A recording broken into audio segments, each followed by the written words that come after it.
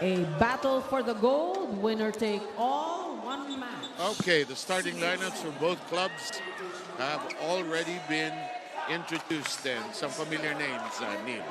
This will be the first time for Oare Tamar and Jem Ronquillo to compete as an HD Spiker here in the Spikers turf, and for the Criss Cross King Crunchers. This level to this particular night when it all matters. It's ironic though and sad that it's just one game, but maybe that's the challenge.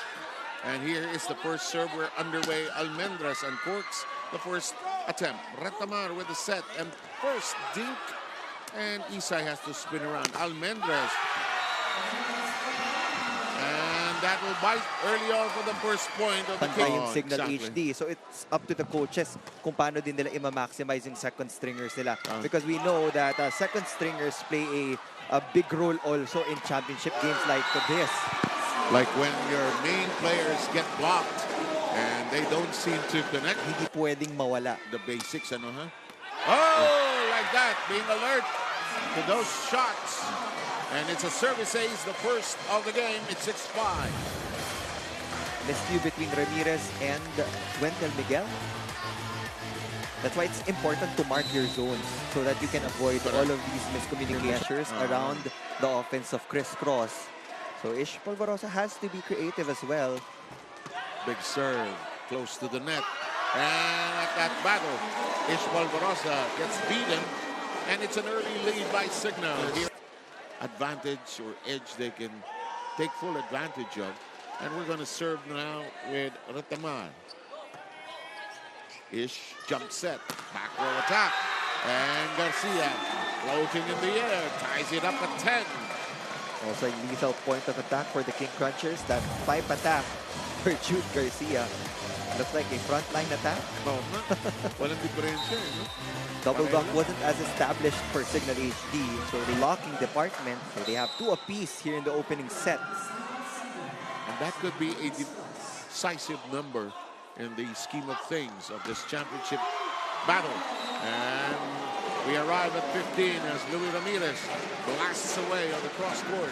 Well, look at the speed in the sets of Oare Tamar. He knows when to speed things up. He knows when to give a high ball. Now they go to a double substitution. Rotter and Silang will check it. Steven Rotter and his serve. It's always been that kind of serve for him. Set. In play, they still caught it. Precarious, but manageable. The quick attack finds its mark for Glorioso. If he keeps this up, Jim Glorioso will be the lifesaver for the King Crunchers. Super high efficiency here in set number 1 on those simple quick plays. And ladies and gentlemen, we hope yours has been good despite all the traffic and the stress of the holiday season. In the meantime, there's a spinning reception there. Oh, cleanly done, Luis Ramirez. Getting past the first line of defense. Sharp kill from Luis Ramirez.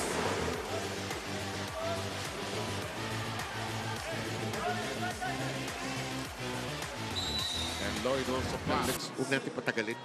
If we can do it in 3 or 4, let's finish this. Garcia's attempt is too strong, and that'll do it for set number 1. Actual people Yes, that is are correct. providing the scoring. That's the great point. In the meantime, the first serve of the second set is a little too much, and Cignal Pinupuntos nila. Yeah. Kasi hindi ka makakaumpisa ng run, hindi ka makakaumpisa ng buwelo. Retamar setting up off the pot and the blocking airtight for the King Crunchers, who now take the lead 3-2. Kim Malabunga is back as a starter for Coach Tai Bundit. They need his expertise in the blocking department. Any team can pivot. I mean, any team can make their own counter run. So for the other team, it's about getting that side out. Kasi pinoint out na din ni Jao na yun yung naging problema ng Cignal in their last outing against the King Crunchers. Wow! What a hit from Luis Ramirez that happened in front of us. sweet, sweet spot for Louis Ramirez. Point number 9. Boy, he's gonna be in massive double digits here today. He wants to win. When you say kulang, that's okay. Polvorosa. Good cross-court connection. Almendras knocking it in. King Crunchers by 2. From being teammates back in college, Nicole Almendras and Ore Tabar are now on the opposite sides of the court. Ganun lang ang buhay, ano? Nakampingin, kalaban. Marasigan makes it a set. And it's delivered upon.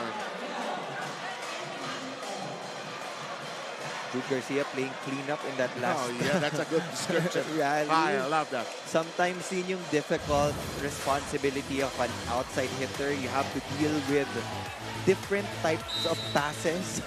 Sometimes you already don't have a choice. Mahirap kung dalawa, tatlo pa kayong sabay-sabay na nag-explode. Woo! Hijack!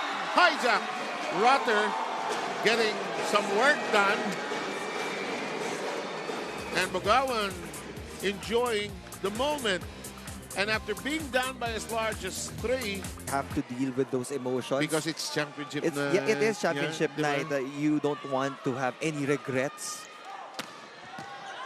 That's a So, good point. It's about brushing off these mistakes, Yeah, like in that regaining case. control.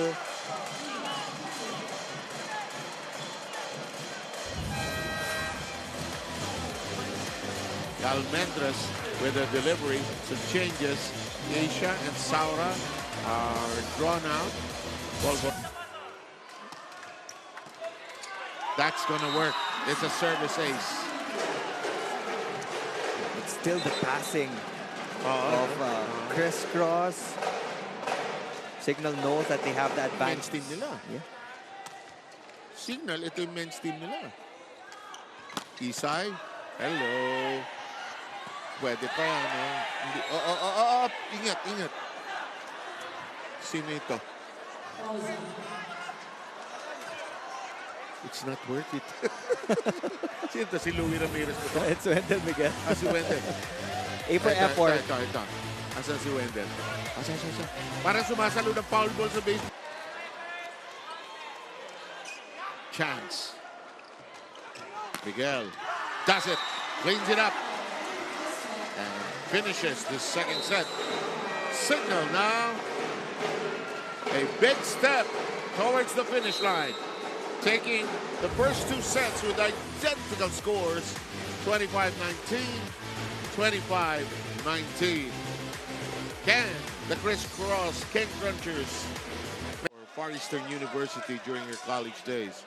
In the meantime, okay, passing was one of the problems of the Criss Cross King Crunchers. What else do they have to work on? Isay Marasigan wants to lead by example. Oh, that is too hot to handle. Isay, however, not in the pass. Ramirez. Tight set. Ramirez elevates it to the other end. Oh, nicely done. Wow. Wendell Miguel is having the game of his life. Yes, indeed.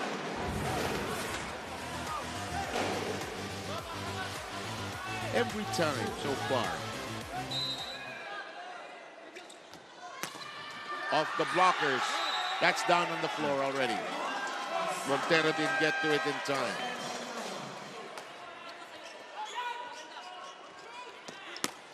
Garcia. Playable and attackable. Ramirez tries to blast in. No. Rejected. They make it a set. Playable. Rotter stretches for it. Oh, it's inside. Yes, it is. Pepito let that one go. He thought that the ball was about to sail out. Last second, that ball found the floor again. Louis Ramirez saving his team in that long rally. You know what could be the difference aside from the blocker?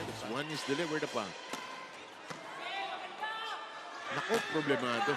Dikit, pero buhay pa. is checking the horizon. Garcia and Corks. And we just stayed orderly ship. Roder serve. Oh, look at this. Jewel Asia adjusts. That punches through. And we're tied at 18. They needed to Their get libero. One-handed pickup that time. Roder. Garcia punches it through. They needed that point. Yes, they did. Ramirez. And we arrive at championship point. Almendras keeps them alive. This shot, we are still not yet done. Garcia! And Dexter Moore is not in the proper uniform. We have more volleyball to be played between these two teams.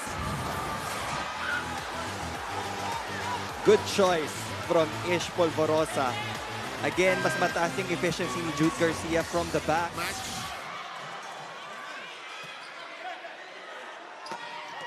And a chance to finally end it. No, it won't happen there. Polvorosa, Garcia, and look at this! It is Cignal! Here it is, Deal. And it's now official! Cignal HD has won the Spikers Turf Invitational Championship! Championship number 8 for the Cignal HD Spikers in a convincing 3-set win.